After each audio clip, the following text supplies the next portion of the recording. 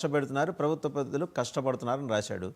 వీళ్ళు కూడా కొంచెం వ్యతిరేకత ఉందిగా అని అంటున్నారు కానీ అదేమీ మీకు అనుకూలంగా ఉందని అయితే ఎవరు చెప్పట్లా.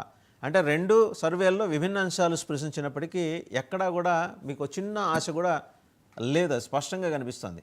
ఒక ఏడాది అయిన తర్వాత కూడా మీరు ఆ వెన్నుపోటు దినాలు అవి ఇవి చేసుకుంటూ కాలక్షేపం చేస్తున్నారు కానీ జనంతో మమేకమయ్యే కార్యక్రమాలు ఎందుకు చేయలేవు? నేరుగా అంటే జైళ్ళ దగ్గరికి వెళ్ళి కలుస్తున్నాం కదా, ఇది కాదు నేను అడిగేది. జనంతో నేరుగా ఎందుకు వెళ్ళి కలవలేకపోతున్నారు? సార్ ఇప్పుడు వైఎస్ జగన్మోహన్ రెడ్డి గారు అధికారం కోల్పోయిన మొదటి రోజు నుంచే ప్రజాపక్షాన ఆయన అనేక పోరాటాలకు పిలుపునిచ్చారు. రైతులను మద్దతు ధర కోల్పోవడము, అదేవిధంగా పంట నష్టాలైనా ప్రత్యక్షంగా జగన్మోహన్ రెడ్డి గారికి నేరుగా కలిసినటువంటి సందర్భాలు అనేకం ఉన్నాయి.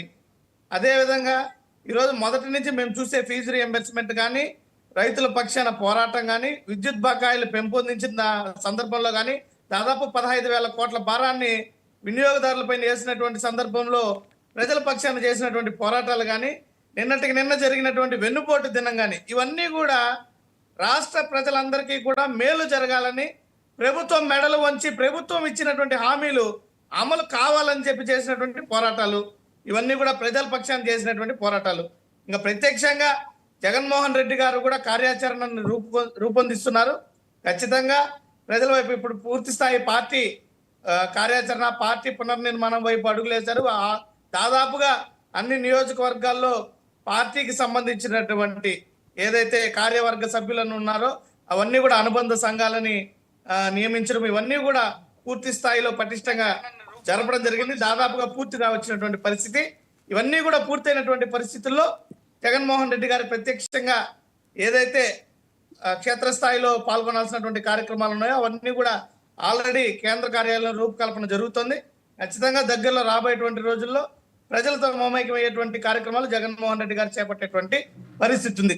ఇకపోతే ఈ యొక్క అధికార ప్రభుత్వము ఎక్కడ కూడా ప్రశ్నించేటువంటి గొంతు ఉండకూడదు, అక్రమంగా కేసులు పెట్టాలా, ఇవే పనిగా పెట్టుకునింది. కానీ ఇచ్చినటువంటి వాగ్దానాలు ఎందుకు అమలు కాలేదంటే గతంలో జగన్మోహన్ రెడ్డి గారు ఏం చేశారు, గతంలో జగన్మోహన్ రెడ్డి గారి ప్రభుత్వం ఈ పని చేయలేదు, గతంలో జగన్మోహన్ రెడ్డి గారికి సంబంధించిన పార్టీ వాళ్ళు ఈ పని చేశారు, ఇవే కాలక్షేపం చేస్తున్నారు.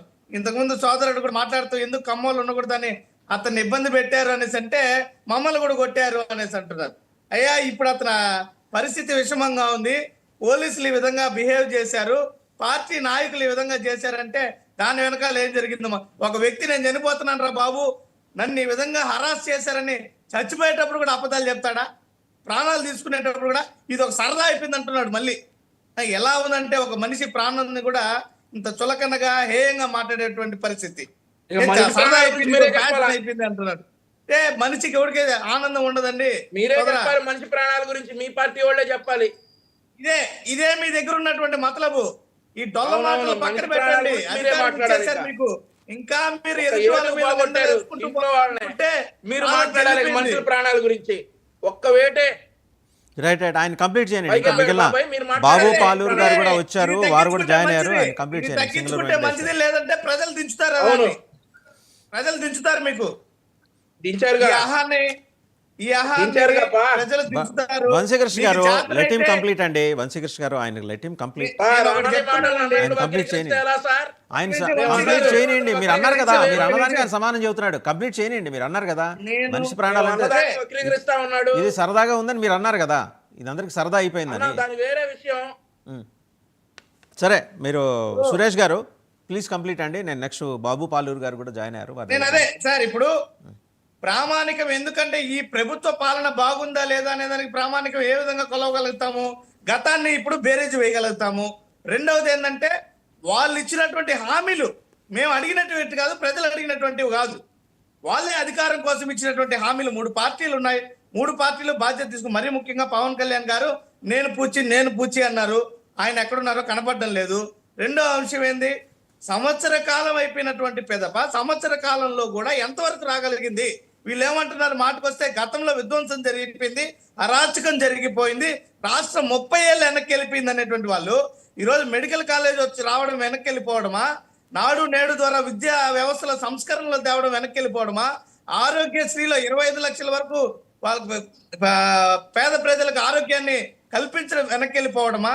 పోర్టులు, ఫిషింగ్ హార్బర్లు ఇవన్నీ వెనక్కి వెళ్ళిపోవడమా, సచివాలయ వ్యవస్థ వెనక్కి వెళ్ళిపోవడమా, వాలంటీర్ వ్యవస్థ వెనక్కి వెళ్ళిపోవడమా, ఏది వెనక్కి వెళ్ళిపోవడం అంటే చంద్రబాబు నాయుడు గారు మాటల గారడి. Right. కేవలం ఆయన ఏంటంటే రైట్ అండి, మళ్ళీ మీ దగ్గరకు వస్తాం. బాబు పాలూరు గారి దగ్గరికి వద్దాం. ఆయనకి చేత కాదు. రైట్ ఈ రోజు ఆయన సురేష్ ఇచ్చిన గారు హామీలు సురేష్ గారు అడుగుతుంటే మళ్ళీ మీ దగ్గరకు వస్తాను. బాబు పాలూరు గారు కూడా జాయిన్ అయ్యారు. సార్ 2 సర్వేలు చూశారు బాబు గారు. ఒకటి కేకే సర్వే, 19 మంది మొహమాటం లేదు, జాగ్రత్తగా ఇంటికి వెళ్ళిపోవటమే, అన్ని సామాన్ సర్దుకొని 2 జతల బట్టలు సూట్ కేసు సర్దుకొని ఇంటికి వెళ్ళిపోవటమే, క్లియర్గా చెప్పాడు ఆయన. 3 ఉన్నారు, 3 పార్టీలు, కేవలం ఒక పార్టీ అని అన్న ఆయన. రెండోది రైజ్, ఆయన ప్రవీణ్